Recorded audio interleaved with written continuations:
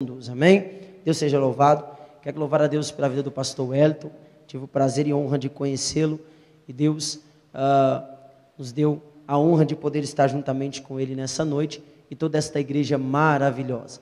Quero louvar a Deus pela vida dos pastores também, cooperadores desta obra, os obreiros, cada um dos irmãos aqui presente, em nome de Jesus. Amém, queridos? Quem está feliz com Jesus? Para quem não me conhece, eu me chamo Anderson, sou casado com a mulher mais linda desse mundo, amém? Não estão presentes nesta noite, devido a estar vindo direto de um compromisso de trabalho, mas eu creio que na segunda oportunidade estarão presentes. Sem mais delongas, nesta noite da palavra, abra comigo a Bíblia no livro de Josué, capítulo 2, a partir do verso 8. Josué, capítulo 2, a partir do verso 8. Enquanto você vai localizando, você não está impedido de glorificar o nome do Senhor, uma vez que é para isso que fomos formados, para glorificar o nome dele. Amém? Graças a Deus. Assim como você encontrar, fique como você quiser, amém? Sentado ou em pé. O importante nem sempre é como você lê, mas como você recebe aquilo que Deus tem para ministrar ao seu coração. Amém? Então tenha total liberdade, em nome de Jesus. Vamos ler o texto? Diz assim: antes que os espias se deitassem, ela subiu ao eirado a ter com eles. Ele disse: bem sei o Senhor, vos deu esta terra, e o vosso pavor caiu sobre nós, e que todos os moradores da terra estão apavorados diante de vós. Temos ouvido como o Senhor secou as águas do Mar Vermelho diante de vós, quando saís do Egito, e também o que fizeste aos 2 reis dos amorreus, sendo Senhom e Og, que estavam além do Jordão, os quais destruístes. Ouvindo isso, o povo desanimou-se, e em ninguém mais há coragem alguma, por causa da vossa presença, pois o Senhor, o vosso Deus, é Deus em cima nos céus e embaixo na terra. Isso é maravilhoso. Agora, pois, jurai-me, vos peço pelo Senhor, porque usei de misericórdia para convosco, que vós também dela usareis para com a minha família, e dai-me um sinal certo, de que conservareis a vida do meu pai, da minha mãe, como também a meus irmãos e minhas irmãs, com tudo o que tem, e de que livrastes a nossa vida da morte.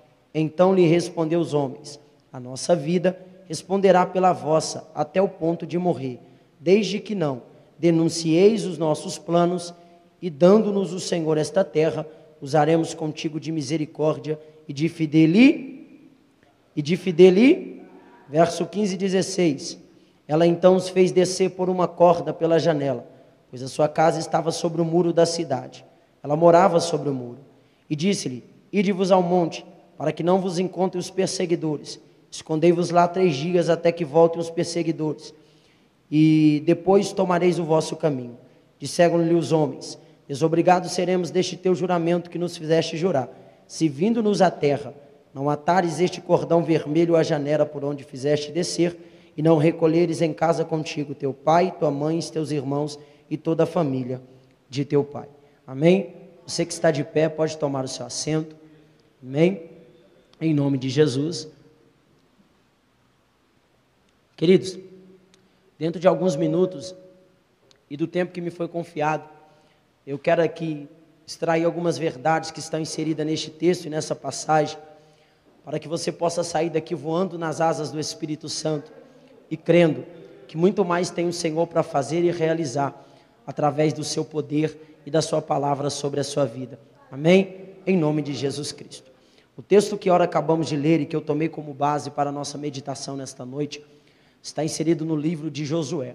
Josué, um jovem que com tamanha coragem e intrepidez, desde o princípio de sua vida terrena, ele vai ser escolhido e vocacionado por Deus para um propósito. Josué vai nascer em um período complicado. Josué, sendo filho de Num, vai nascer em um tempo de cativeiro no Egito. Mas, após 10 pragas anteceder o Egito, Deus vai dar libertação a este povo, por intermédio da mão forte de Moisés. Em meio ao tempo do deserto, que Moisés vai percorrer com este povo, vamos observar que em toda instância, Deus está preparando Josué para um propósito. Josué sempre sobressaía ao lado de Moisés. Primeiro, por entender a liderança que Deus tinha através do ministério de Moisés, e depois, por ser amigo íntimo de Deus. Josué, quando nasce, recebe pelos seus pais o nome de Oséias, cujo significado é salvação. Depois, por intermédio de Moisés, vai ter o seu nome mudado para Josué, cujo significado é Jeová é salvação. Era como se Deus estivesse dizendo, salvação não só, Jeová é que é a salvação. Não depende de Josué se é a salvação, Jeová é que é a salvação. Moisés é um homem competente e fiel a Deus. Segundo Flávio Josefo, aproximadamente 1,5 milhão de pessoas vão sair do Egito e agora vão em destino a uma terra prometida. O que deveria durar durante 40 dias já estava durando um período de 40 anos por desobediência deste povo. Nós vamos ver agora que durante um período, o texto sagrado diz que Deus vai dar uma ordem a Moisés para que falasse com a rocha. Moisés então já estava nervoso, já estava no seu limite, já estava para lá de Bagdá, como se dizem por aí, e o texto sagrado diz que infelizmente ele acaba ferindo a rocha. Deus então decide levar Moisés dali então. Moisés sobe até o alto do monte, visa a terra, durante 3 vezes pede ao Senhor para que deixasse ele entrar na terra. Deus diz, Moisés, não me peça mais isso, vou levantar um homem que dará continuidade a este propósito, e este homem será Josué. Josué é quem em toda instância estava ao lado de Moisés. Certa feita, Moisés sobe para um período de consagração em cima do monte, e ao pé do monte aproximadamente está Josué, esperando o seu líder retornar, esperando uma resposta de Deus, porque liderado, ele não pode andar para a esquerda e o líder para a direita, ele tem que estar na mesma visão, ele tem que estar no mesmo propósito, ele tem que estar no mesmo foco. Não se pode liderar sem antes aprender os princípios da liderança. Nós estamos vivendo um tempo muito complicado diante de toda a face da terra. Pessoas que se submetem a dizer ser líderes, enquanto na verdade não se submetem à autoridade espiritual. Se o próprio Jesus diante do Jordão submete a autoridade que está sobre a vida de João Batista, que só recebe o nome de Batista porque está batizando, quem sou eu para não abaixar a cabeça para uma liderança? Saber mais, pregar melhor, ter mais unção, não te faz ser melhor do que o seu líder. Amém? Então uma das coisas que eu aprendi com Josué, muito bonito, é isso aqui. Que Josué, antes de ser um grande líder, ele se submeteu à autoridade. O texto sagrado diz que Deus toma Moisés, Moisés morre, não se sabe o destino do seu corpo, mas em Judas capítulo 1, verso 9, o texto diz que Satanás briga pelo corpo de Moisés. A intenção do diabo era pegar o corpo de Moisés e levantar como um poste ou palco de idolatria, fazendo o povo perverter os caminhos e sair da adoração ao único Deus e ao único santo, que é o Deus de Israel. No livro de Josué, capítulo 1, verso 1, nós vamos ver Deus chamando Josué e incentivando Josué para um propósito. E disse Deus, Josué, meu servo Moisés é morto, então somente esforça-te, tenha bom ânimo e tenha coragem, ser corajoso, porque assim como eu tive cuidado de ser com Moisés, eu serei contigo. Só que tem um porém, você não vai viver sobre a sombra do ministério de Moisés. Moisés foi chamado para libertar este povo, você foi chamado para tomar posse da terra em que eu preparei para este povo.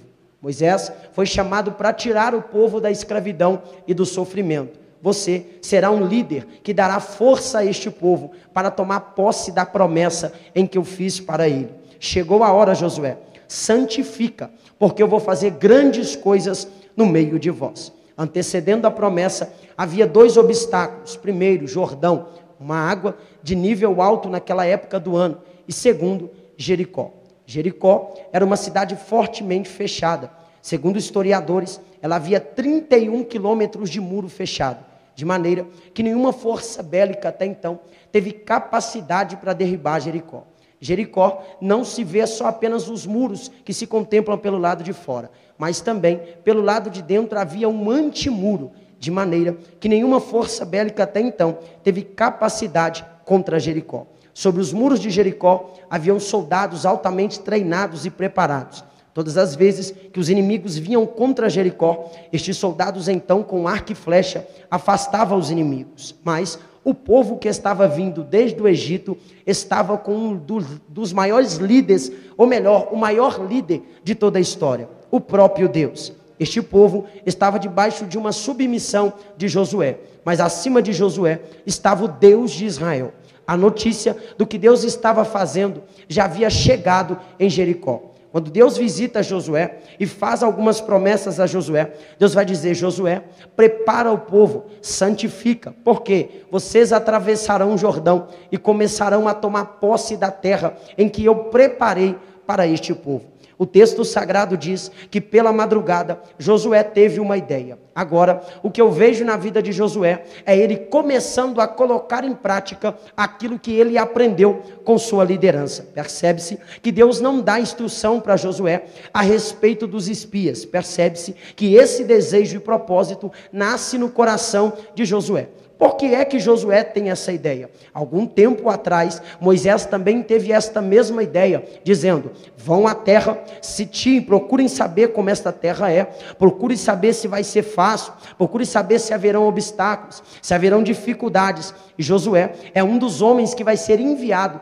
para espiar esta terra. Quando vão trazer o relatório até Moisés, o texto disse que aqueles homens que vão trazer o relatório só trazem notícias ruins, dizendo: a terra é difícil, dizendo: existem gigantes, nós, perto do gigante, somos como os gafanhotos perto dele. Josué até então não se apresenta. Eu imagino a preocupação de Moisés. Josué daqui a pouco chega atrasado, quem olha para ele não vê nada de bom, mas quando se observa mais próximo, sobre as suas costas está cachos de uva, e ele está dizendo: Moisés, o que o povo passou de fato é verdade, mas se o Deus que nós conhecemos abriu o mar, mandou 10 pragas, desceu na terra, se tornou um padeiro especial, fez água jorrar rocha, fez codornizes cair no arraial, deixa eu te dizer, essa terra já é nossa. E eu trouxe uma prova de que o que eu estou falando é verdade. De fato, o que Deus falou é verdade. Esta terra mana leite e mel. Essa terra pode até ser complicada, essa terra pode até ser difícil, mas se tem uma coisa que é verdadeira, é a promessa de Deus. Eu não sei quem vai pegar, mas eu quero te pedir carecidamente que levante a tua mão direita para o céu. O cenário que você está vivendo, a situação que você está enfrentando, a crise existencial que você está passando, não pode determinar que a promessa de Deus se encerrou na sua vida. Deus está dizendo que é no meio da crise que Ele fará cumprimentos de promessas acontecer na sua vida. Não, eu estou pregando para quem tem mão levantada e glória para dar. Eu vim te dizer nesta noite que é no meio da crise que Deus se manifestará através da tua vida, através da tua casa e através do seu ministério. O texto diz no livro de Isaías, capítulo 6, verso 1, que no ano da crise, no ano da morte em que morreu o rei Uzias, Isaías vai ver o céu aberto. Ele contempla a glória de Deus e a manifestação da santidade de Deus. Percebe-se que o cenário é de crise, mas para o profeta tem céu aberto. Você não entendeu? Eu vou repetir. Percebe-se que o cenário é de crise. Crise por quê? Primeiro, segundo historiadores, Ezequias é parente de Isaías. Não posso afirmar, mas segundo historiadores, de fato, é parente dele. Mas percebe-se, do rei Uzias, percebe-se que no ano desta crise, o céu se abre para o profeta. Deus está dizendo que no tempo desta crise, no tempo desta pandemia, Ele se revelará à tua vida, à tua casa e ao teu ministério. A promessa ainda está de pé. A promessa ainda está de pé. Percebe-se que os 2 espias vão ser direcionados a Josué, agora com um propósito. Vão pela terra de Sitim e procure saber tudo o que está acontecendo. Só que tem um porém. Estes homens, em vez de estudar o espaço geográfico, a primeira ideia que eles têm é: vamos para Jericó. Jericó, como eu disse, é uma cidade fortemente fechada, mas durante os dias os seus portões ficavam abertos e pessoas entravam e saíam. Além do cenário de Jericó ser um cenário de prostituição, Jericó também era meio que uma cidade portuária. Havia homens que entravam e saíam e faziam compras dentro daquela cidade. Quando os espiões chegam naquela cidade, no capítulo 2, em que tomei como base nesta noite, o texto sagrado diz que o primeiro lugar que eles vão é para a casa da prostituta. E eu começo a pregar agora. Esta prostituta tem cujo nome, o significado Raabe. Percebe-se que os homens espias, servos do Deus Altíssimo, vão para a casa de Raabe. Eu já vi alguém pregando e dizendo que o pior erro que eles cometeram foi ir para a casa de Raabe. E se eu te provar que não? Primeiro, a casa de Raabe era a espécie de uma taberna, de maneira que homens não só entravam para se prostituir, mas também para beber, entre outros quesitos, conversar, jogar conversa fora. Se a casa de Raabe é um entra e sai, não existe lugar melhor para se saber de fofoca. Não existe lugar melhor para se saber de notícia. Então os dois espias que vão para a casa de Raabe não vão na intenção de se prostituir, vão na intenção de saber tudo o que está acontecendo dentro da cidade. Segundo ponto, diz o texto sagrado que quando isto acontece, rapidamente a notícia chega no rei de Jericó. 2 homens israelitas ou hebreus acabaram de chegar na cidade. Eu não sei quem vai dar glória, mas prepara. Primeira coisa, quem foi que contou para o rei que os 2 são hebreus? Se eu vou escondido em uma cidade, saber o que está acontecendo, primeiro, eu preciso ir a caráter do que a cidade proporciona. Então, detalhe, eles estão disfarçados. A pergunta que não quer calar é: como, pastor Wellington, que o rei rapidamente descobriu que eles são hebreus? Porque crente, até tentando fingir que não é, alguém diz, é crente. Ele anda como crente, parece quem vai dar glória, crente, mas prepara. Tem cara de coisa. É por isso que eu tenho uma mensagem de Deus no seu coração. Que os 2 são hebreus. Se primeiro, se eu vou escondido em uma ele cidade, não presta, saber o que está acontecendo. Alguém olha para ele, afastado, sem jejuar, sem consagrar, já faz meses que toma Santa Ceia, mas alguém consegue olhar para ele e dizer, parece como crente, fala como crente, anda como crente. Lembra da mulher de Jeroboão? Ela tentou se disfarçar, o profeta está de costas e diz para ela, mulher, não tenta se disfarçar, eu estou de costas, mas eu já vi quem é você. Lembra do rei Acabe? Está em cima do carroção, e o texto diz que ele está disfarçado. Mesmo disfarçado, a flecha apontou para ele, porque até alguém tentando fingir o que não é, alguém está dizendo, ele é, ele parece, tem cara, tem jeito. Levanta a tua mão direita que eu vou liberar a segunda palavra profética. Talvez o tempo foi passando, o vício pela maconha do teu filho foi aumentando, tua filha começou a desviar, só quer saber de baile funk, e você parou de ver uma pregadora, você parou de ver um profeta. Deus está dizendo, volta a ver o que tu via antes. Por quê? Eu ainda vejo o que tu via, eu ainda contemplo o que tu contemplava. Talvez o vício pelo álcool foi aumentando, e tu parou de ver o teu marido um pastor. Deus está dizendo, volta a ver o que tu via antes, porque até quem está lá fora está dizendo, parece, tem cara, tem jeito, não tem como disfarçar. Você está marcado, você está marcada. Abaixa a tua mão. Quem gosta de Bíblia, diga amém. Tendo o pastor Wellington como um dos pastores, eu acredito que você gosta. Lembra de Abraão e de Isaac? O texto diz que eles estão subindo ao monte. Abraão agora recebe a autoridade de Deus. Para quê? Para sacrificar o menino. Cerca de 3 dias no monte, Abraão vai dizer para os servos, ficai aqui com o jumento, porque eu e o menino, eu e a promessa, eu e o meu sacrifício, subiremos, e tendo adorado, retornaremos. Primeiro ponto, se Deus mandou matar, o que ele está dizendo que vai voltar com o menino? A fé de Abraão e além do alcance da sua vista. Segundo ponto, quando eles estão subindo, Isaac vai dizer, pai, está aqui a lenha, está aqui o cutelo, está aqui o fogo, mas deixa eu te fazer uma pergunta. Estou acostumado a sacrificar com o senhor desde pequeno. Segundo Flávio José, Isaac está por volta de 20 anos de idade. Aí ele pergunta, pai, aonde está o cordeiro para o sacrifício? Aí o pai responde, filho, Deus proverá. Para quê? Para mim? Não.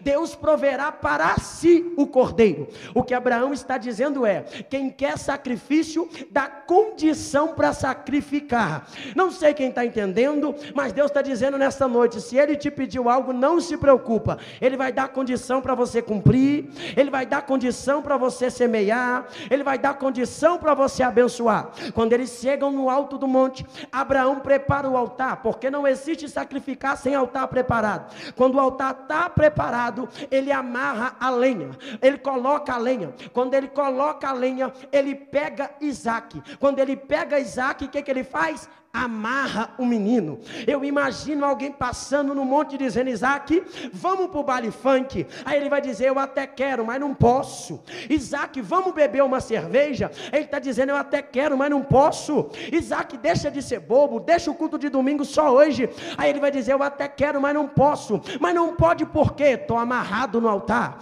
Quem está amarrado no altar não decide o que faz. Quem está amarrado no altar não decide para onde vai.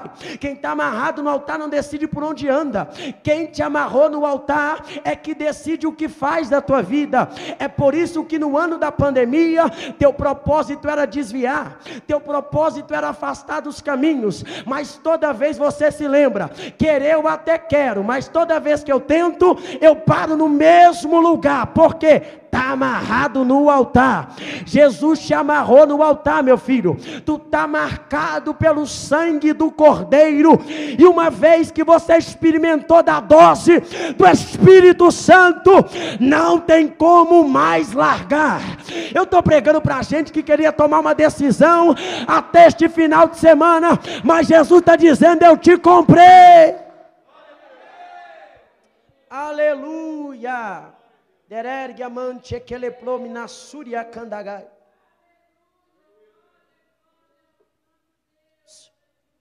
Eu errei muito nesse texto, porque eu diria que o rei batia na porta, mas se lá é um lugar de entra e sai, automaticamente o rei se colocou pelo lado de dentro. Quando ele foi atendido por Raabe, Raabe já havia escondido os 2 espias no segundo andar, atrás do saco de linhos. Ele então pergunta para Raabe: coloca para fora para mim os 2 homens que entraram na tua casa. Raabe vai mentir, mas vai tomar uma atitude. O que é uma mentira para uma prostituta que está acostumada a viver a sua vida em prazeres carnais? O que é uma mentira para uma menina que foi entregada desde pequena pelos pais para trazer sustento à família por intermédio da prostituição? Ora, o texto sagrado diz que a Raabe já tinha escondido os espias em cima, atrás dos sacos de linhos. Atrás do quê? Dos sacos de linhos. Ela então vai dizer para o rei: eles até vieram, mas já foram embora.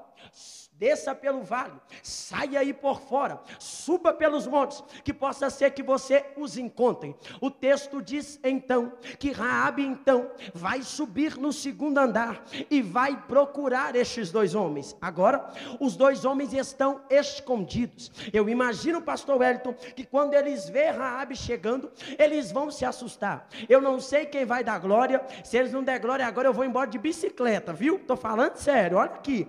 O texto sagrado diz que quando os 2 sobem, quando a Raabe sobe, ela vai dar uma palavra para eles: olha, eu não sei nem o que vocês vieram fazer aqui, eu não sei nem o para que vocês espiaram a terra, eu não sei nem por que vocês correram este risco. Aí eles vão perguntar: por que Raabe? Primeiro, o rei de Jericó já está sabendo quem é o seu Deus. Segundo, o povo já está temeroso. Terceiro, o que? A notícia é que aonde vocês pisam, Deus da terra de promessa. Só uma irmã entendeu. Ela está dizendo: eu não sei o que vocês vieram fazer aqui. Não precisava espiar a terra, não precisava vir até aqui, porque a notícia é que aonde essa comunidade pisa, Deus da terra de promessa. A notícia é que aonde esta igreja pisa, Deus da terra de promessa. Deus está dizendo: o que é teu e ninguém tira. O que é teu e ninguém toma. O que é teu já está agendado no calendário do céu. Levante essas mãos para o céu, meu filho, pelo amor de Deus. Eu quero profetizar debaixo de autoridade bíblica. O Espírito Santo acabou de me dar uma informação, e ele disse: Anderson, avisa para a comunidade cristã que a partir de hoje, aonde pisar e determinar, eu dou de promessa. Eu dou de promessa.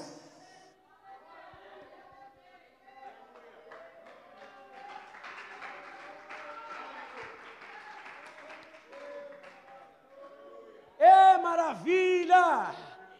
Vocês não precisavam nem ter vindo aqui. Isso é bonito, porque Parece que eu estou vendo Deus dizendo desse jeito: no dia que vocês duvidarem, eu levanto o ímpio para confirmar, já é de vocês, já é de vocês, já é de vocês. No dia que você duvidar da promessa, nem que eu tenha que levantar um cachorro lá na rua para dizer, tá de pé, a promessa está de pé, a tua casa ainda está de pé.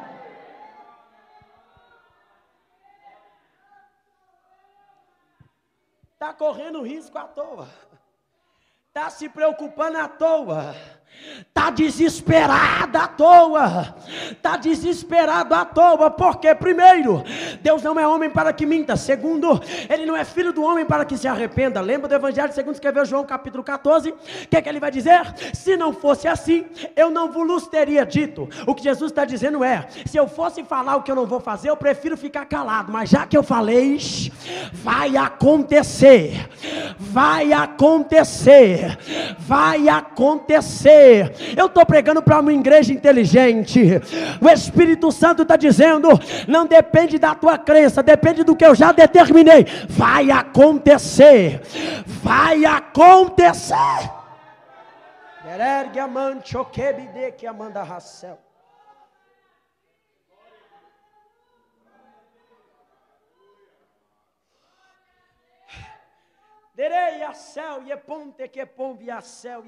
O rei de Jericó já está com medo. A notícia já chegou. A notícia já chegou. Eu vou abrir um parênteses aqui muito sério. É por isso que a igreja começou a ser perseguida. É por isso que o cenário apertou para a igreja. Porque quanto mais a igreja caminha, mais Deus dá terra de promessa, mais Deus abençoa a igreja. Quanto mais o diabo aperta, mais brota crente do chão. O que Deus determinou não vai se frustrar.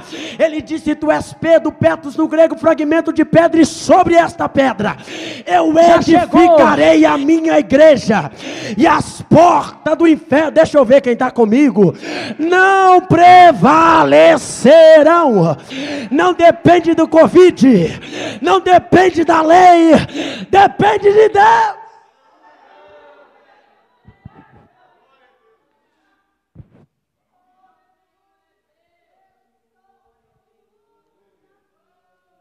É mesmo, Rabi? É. Uai, fechou. Então me deixa ir embora. Muito obrigado por nos guardar. Muito obrigado por nos dar esse apoio. Muito obrigado por nos dar a libertação. Muito obrigado por guardar a nossa vida. Agora permita que a gente vá embora. Permita, é claro. Mas vocês só vão sair daqui. O quê? Se fazer contrato comigo.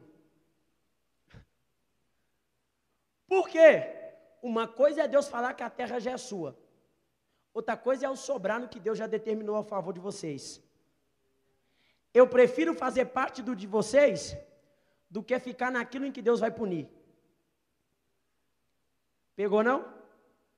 Eu prefiro fazer parte da comunidade de vocês do que ficar para ver a punição de Deus sobre a terra. Olha o que a prostituta está dizendo para os dois. Vocês querem ir embora? Queremos. Então, já que vocês têm que levar relatório para Josué, vocês até vão. Mas se fazer contrato com? Se fazer contrato com? Lembra quando Moisés pede para ver a glória de Deus? Deus vai dizer, Moisés, primeira coisa, tira a sandália dos teus pés. Por quê? A terra em que tu pisa é terra.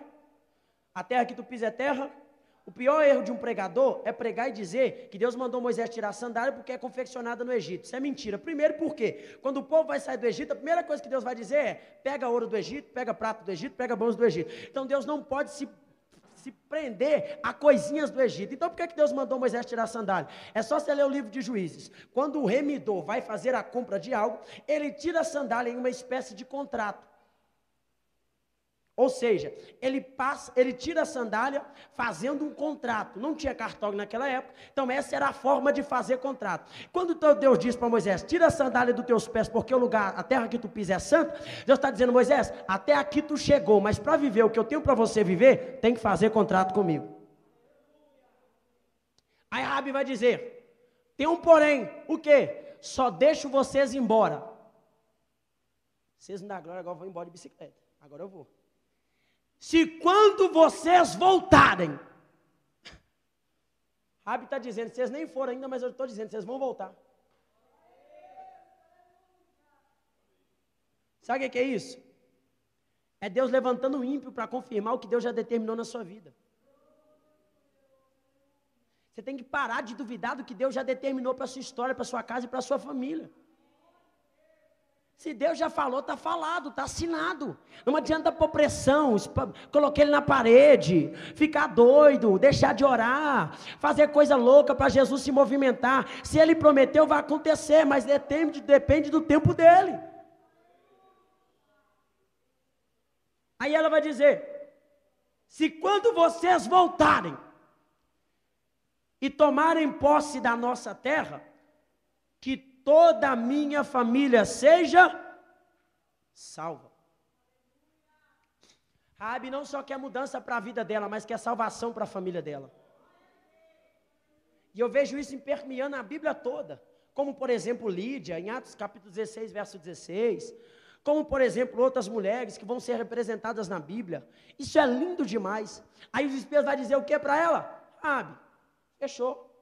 Só que livre ficaremos do teu juramento, se quando nós voltarmos para tomar posse da cidade, primeiro, o fio de escarlata não esteja pendurado na janela. Segundo, o quê? Que tua família não esteja fora da casa. Eu não sei quem vai gostar, mas eu vou liberar. Primeiro ponto aqui, a responsabilidade de manter sua família dentro da casa nunca foi do pastor, é sua. Eu estou pregando porque tem gente que é bom para pregar para todo mundo lá fora, mas para a família ele não é bom. Ele evangeliza todo mundo, mas dentro de casa ele não consegue ser exemplo em nada. O que os espias estão dizendo para Raabe é, a responsabilidade da tua família está dentro da casa. Como você vai fazer, eu não sei. Corta a Netflix, tira da série do diabo. Como você vai fazer, eu não sei, mas a responsabilidade é sua. Segundo ponto, o quê? Que quando a gente voltar, o fio de escarlate esteja pendurado na Percebe-se que essa promessa eles vão fazer para Raabe quando estão descendo do muro. Aí eles olham para cima e dizem, Raabe, é isso e é isso. Só que o fio de escarlata tinha uma representação. Na verdade, eu já encontrei duas dentro do contexto histórico. A primeira era uma tipificação do sangue do cordeiro que foi passado na vega da porta, lá em Êxodo capítulo 12, verso 7, se não me falha a memória. Quando Deus vai dar uma ordem para Moisés dizendo, manda o povo sacrificar o animal, passar na vega da porta, e será que quando o anjo da morte passar, vendo a marca do sangue do cordeiro, ele não entrará. O fio de escarlata, a expressão escarlata significa carmesim, é a espécie de uma tinta que era usada pelos hebreus naquela época. E era uma cor de sangue. Então o que os espias estão dizendo é, pendura na janela, porque este será o sinal. E aonde tiver o sinal com a marca do sangue, ou tipificando o sangue, a morte não entra. O diabo não entra. O ataque não entra. Qual que é a outra representação? Quando uma mulher pendurava um fio daquela cor na janela, simbolizava que ela estava em um ato período menstrual. Ou seja, Raabe não poderia se prostituir, sim ou não? Só que tem um porém. Raabe traz sustento para sua casa pela vida de prostituição. E o texto diz que quando os homens descem, a primeira coisa que ela faz é pendurar o fio. Era como se os espias estivessem dizendo para ela, até aqui você chegou, mas para fazer parte de uma de nós, tem que se purificar. O problema é que isso aqui quebra todo tipo de paradigma do evangelho que está sendo proposto nos dias atuais. Deus quer só o seu coração, pode vir, viu? Pode vir, está tudo tranquilo. Só que os espias estão dizendo para ela, sem fazer curva, até aqui a gente concede graça para você. Só que tem um porém, para se tornar uma de nós, tem que se purificar. Eu imagino alguém pensando, hoje o negócio vai pegar na casa de Raabe. Nós vamos fazer, como é que chama? Resenha. Hoje a resenha vai ser forte. Quando ele chegava na casa de Raabe, o fio de escarlata estava lá. 4 dias depois eles passavam e iam na porta da casa de Raabe. Quando eles chegavam, um fio de escarlata estava lá. O tempo passava de novo, pastor Wellington. 1 semana, que é o máximo de que uma mulher vive. Aí nesse tempo, aí o texto diz que quando eles, a tradição diz que quando eles olham para lá, o fio de escarlata está pendurado lá de novo. Era Raabe dizendo: não posso me prostituir, não posso me prostituir, não posso me prostituir. Por quê? Por causa da promessa. E se a promessa está incluído eu e minha família, vou me abster do que me afasta, vou me abster do que me tira do nível, vou me afastar do que me tira da presença, porque eu estou certa que a promessa é maior do que a proposta. A promessa é maior do que a proposta.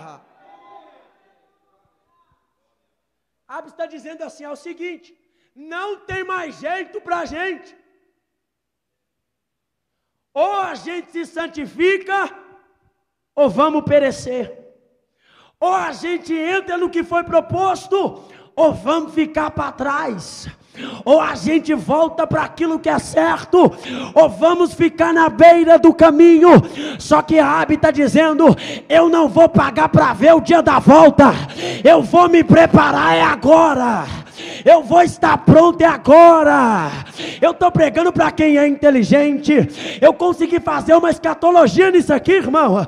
O que Raabe está dizendo é: eu não vou pôr fio daqui 1 semana, eu não sei o dia que vai acontecer, eu vou pendurar agora, eu vou me santificar agora, eu vou me preparar agora. Quer um recado de Deus nessa noite? Pinta teu coração com sangue, pinta a tua mente com sangue, pinta a tua alma com sangue do Cordeiro, para que você não deixe filtrar aquilo que o mundo tem para te propor. Já se perguntou por que Deus mandou Noé calafetar a arca com betume? O betume é a espécie de um piche hoje que é passado no asfalto. Aquele betume era para não impedir infiltração de água para o lado de dentro. Era Deus dizendo: Noé, para o projeto que eu estou te dando, não pode ter infiltração. Pinta teu coração com o sangue do Cordeiro hoje. Não permita que aquela Globo te influencie a se desligar do propósito. Em vez de ficar a noite toda na casa de papel, meu filho, pinta teu coração com a palavra, com a promessa de Deus. Tem um porém, pergunta o quê? É que Josué só vai voltar 1 ano depois. Porque o dia e a hora, ninguém sabe. Como vai se suceder? Ninguém sabe. Só que a prostituta está dizendo: se possível eu tiver que abrir mão de tudo pela salvação minha e da minha casa, estou disposto a fazer qualquer coisa. Estou disposto a fazer qualquer coisa. Estou disposta a fazer qualquer coisa. Abra comigo a Bíblia no Evangelho segundo escreveu Mateus capítulo 1. Eu deixei essa parte aqui para o final. Evangelho segundo escreveu Mateus capítulo 1. Evangelho segundo escreveu Mateus capítulo 1. Olha que lindo isso aí, meu irmão. No capítulo 1 nós vamos ler aqui, ó, a partir do verso, glória a Deus, 4. Arão gerou Aminadab, Aminadab gerou Naasson, Naasson gerou Salmão, Salmão gerou Boaz. De Raabe, Boaz gerou Rute, Obed gerou Jessé, Jessé gerou de Rute o rei Davi gerou Salomão, do que foi mulher de Urias. Percebe-se que a prostituta entrou na genealogia de Cristo por causa de uma atitude. Percebe-se que a prostituta é uma das únicas mulheres que vão ser relatadas datadas na genealogia de Cristo por causa de uma atitude. Eu vim te dizer que o teu passado não pode definir quem você será diante de Deus. O teu passado não pode definir o que Deus já está determinado a fazer na tua vida. Se Deus te deu uma ordem, problema é de como foi o teu passado. Faça o que Ele te pediu. Faça o que Ele te pediu. Levante a mão para o céu. Eu estou pregando para uma igreja e para um povo que, se fosse contar o passado, não merecia estar aqui hoje. Mas como Raabe, a graça de Deus te pegou, meu filho, e você não deve nada para o mundo, porque isso não vem de vós, é dom de Deus gratuito. É dom de Deus gratuito. É dom.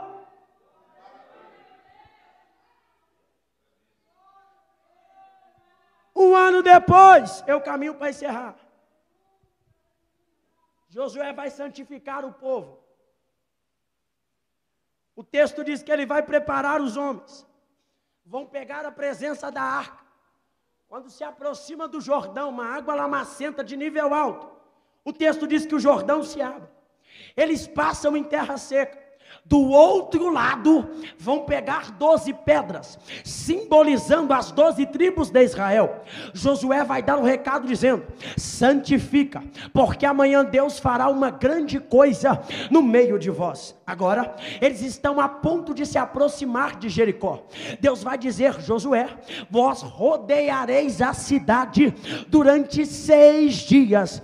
Cada dia vós darei uma volta. Os sacerdotes irão com as trombetas tocando e adorando ao Senhor, e o povo marchará sem dar um pio, e o povo marchará sem dar um som, e o povo marchará calado. Primeiro, porque Deus disse que o povo não deve gritar, porque se Deus permite o povo falar algo, o povo estragaria o propósito de Josué. Eu imaginaria no primeiro dia, 30 quilômetros de marcha, voltou para Arraial. Segundo dia, 30 quilômetros de marcha, voltou para Arraial. No terceiro dia, alguém ia dizer: se Deus permitisse, Josué, vamos deixar esse negócio para lá, isso é coisa de doideira, não vai dar certo. Josué, fecha a igreja, aproveita a pandemia, vamos largar esse negócio de Deus de lado. Desde a época da minha avó, estou ouvindo que Jesus vai voltar. Pastor Wellington, isso é besteira. Eu imagino o quinto dia, alguém já fadigado dizendo: Josué, vamos deixar isso para lá. Mas é por isso que Deus vai dizer: marcha, mas marcha calado. Só que disse Deus: quando chegar a hora, vocês gritarão e darão um grande brado. Aí o texto diz que na sexta volta, Josué volta para o acampamento. Aí eu imagino eles fazendo festa lá no acampamento, pastor Wesley, dizendo assim: Wellington, agora está fácil, amanhã nós vamos marchar 30 quilômetros, Deus vai dar terra para nós e já era. Mas o texto diz que Deus vai visitar Josué e vai dizer: Josué, o que? Deus Jeová é a salvação. Então tem que ser do meu jeito. O texto diz que Deus vai dizer: Josué, amanhã rodeareis a cidade 7 voltas. 7 voltas. Eu imagino que o povo ficou desesperadinho. Aí o texto diz que Josué começa a dar volta com o povo. Aí Deus vai dizer: Josué, não preocupa, porque avisa para o povo que o tempo, vocês não dão glória, agora foi embora, que o tempo de ficar calado acabou. Não, você não entendeu. Avisa para o povo que o tempo de ficar calado acabou.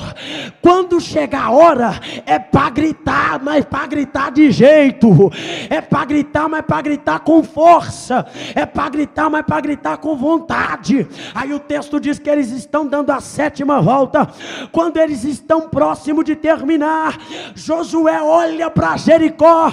Os soldados estão em cima dizendo: é bobeira, que cambada de louco, está sacrificando o povo dele. Aí Josué olha para trás e diz: está na hora, grita!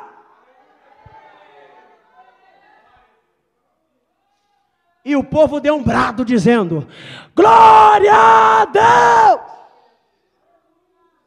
Glória a Deus! Olha as muralhas, ó.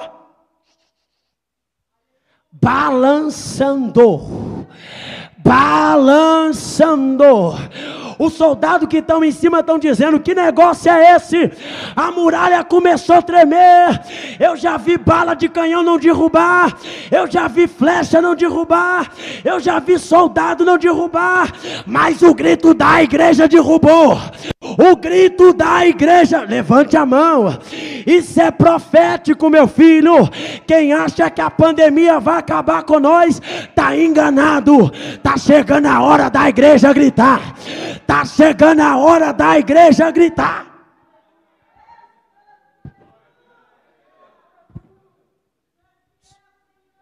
As muralhas vão começar, diga, a tremer. E o que acontece, Wenderson? Deus derruba a muralha? Não, porque se Deus tivesse derrubado a muralha, ela caía para dentro ou para fora. Deus implode a muralha. É como se ele pegasse um papel e fizesse assim, ó. A muralha não machuca quem está na frente e não machuca quem está atrás. Por quê? Deus queria ter o gostinho de ver Jericó cair na força da espada. Aí a história diz que quando a muralha implode, Josué entra. Aí ele vai dar um recado. Ei! Fica de pé e eu começo a encerrar. Ei! Faz um fundo para a gente, varão. O que é? Não esqueça. Esquecer do quê? A prostituta. Ela e a família dela tá dentro da casa esperando. Mas é prostituta? Era. Agora será uma de nós. Agora será uma de nós. Não é o passado que determina, mas a decisão de se entregar para Ele.